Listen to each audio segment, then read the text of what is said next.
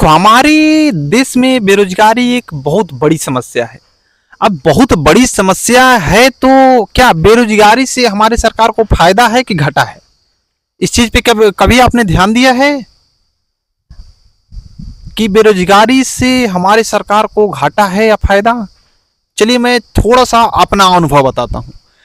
बीते 5-6 साल या 10 साल पहले इतना रिजल्ट नहीं आता था 10th और 12th का, और चाहे मतलब इतने अच्छे मार्क्स नहीं आ पाते थे किसी के। अब तो 99%, 95%, 90% तो आम बात है लाना। अगर वो नॉर्मल है, पढ़ नहीं रहा है, तब वो फर्स्ट डिवीजन से पास हो जा रहा है। ठीक है, इतना तक मतलब कि 2018, 2016, 14 तक अच्छा मार्क्स नहीं आता था। उस समय तक बहुत मेहनत करना पड़ता था। फिर उसके बाद 2014-15 के बाद एक आई अच्छी सरकार, नई सरकार, तब से रिजल्ट आना मतलब कि बहुत ज्यादा हो गया। अब तो फेल नाम का कोई चीज ही नहीं सुनाई देता है कि इस गांव में चाहे इस शहर से इतने बच्चे फेल हुए हैं। फेल नाम का कोई नाम ही निशान नहीं है। मान लीजिए कि अब जिसको नाम लिखने नहीं आता है वही बच्चा फेल होता है। यही चीज है, अगर जिसको सही से नाम नहीं लिखने आता है वही बच्चा फेल होता है। बेरोजगारी से सरकार को, मेरा सोच है जहां तक, सरकार को बहुत ज्यादा फायदे हैं। अगर आप एवरेज बच्चा है, पढ़ने में सही नहीं है, आपका रिजल्ट अच्छा आ गया, ठीक है, बहुत अच्छा आ गया, तो आप आगे की पढ़ाई के बारे में सोचेंगे। ठीक है, आगे की पढ़ाई के बारे में सोचेंगे और आगे जाएंगे पढ़ने के लिए। यहाँ तक अगर वही रिजल्ट आपका खराब आया तो बहुत सारे बच्चे मतलब आर्ट वार्ट लेकर पढ़ाई छोड़ देते हैं। आर्ट लेकर पढ़ने कौन जाता है कॉलेज? आर्ट लेकर एडमिशन कराकर एग्जाम देकर किसी तरह ग्रेजुएशन पूरा हो गया, फिर अपना काम धाम करने लगते हैं, अलग बात है। रिजल्ट खराब हो गया तो वही रिजल्ट फर्स्ट डिवीजन आ जाता है तो लगते हैं नहीं हमें ये पढ़ना है, वो पढ़ना है, वहां जाके पढ़ना है, उस राज्य से जाके पढ़ना है, उस यूनिवर्सिटी से पढ़ना है।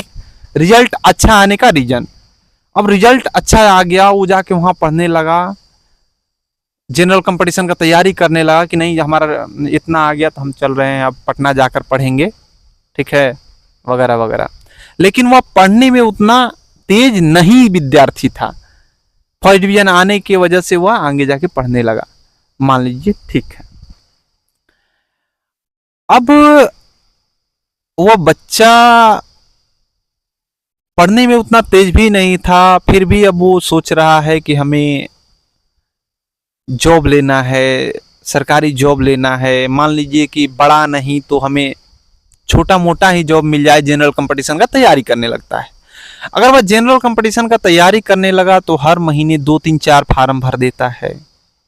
पढ़ने में उतना तेज नहीं है, एवरेज है। कंपटीशन किनका निकलेगा? जो बहुत ज्यादा तेज है। और कितना लोगों का तो इसी तरह हो जाता है, पैसा देकर, घूस देकर, उसकी अलग बात है, मैं मानता हूं। लेकिन कुछ लोगों का होता है जो लोग पढ़ने में तेज रहते हैं। अब जो लोग पढ़ने में साफ थे ही नहीं, उनका मैट्रिक और इंटर का रिजल्ट अच्छा आने की वजह से वह आगे पढ़ने लगे कि नहीं हमारा भी जॉब लग सकता है, हम भी मेहनत करेंगे तो। लेकिन वह मेहनत करते नहीं है उतना, हम जानते हैं कि बस मैं बहुत ज़्यादा हूँ।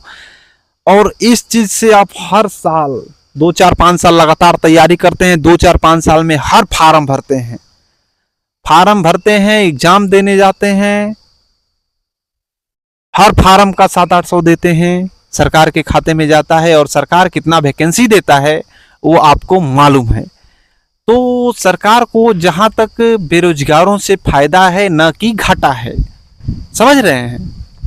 तो आप जितना सरकार वैकेंसी नहीं निकालता है उससे ज़्यादा रुपए सरकार ऐंठ ले रहा है फार्म भरवा कर।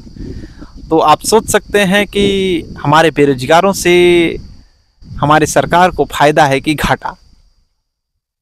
यही मेरी थोड़ी सी ओपिनियन थी। आप इस चीज़ के बारे में क्या सोचते हैं कमेंट करके ज़रूर बताइएगा। और हाँ, अगर आपकी कोई ऐसी ओपिनियन होगी तो उस पर मैं डेडिकेटेड वीडियो बना दूंगा आपके ओपिनियन से। चलिए ठीक है, मिलते हैं नेक्स्ट वीडियो में। Thank you.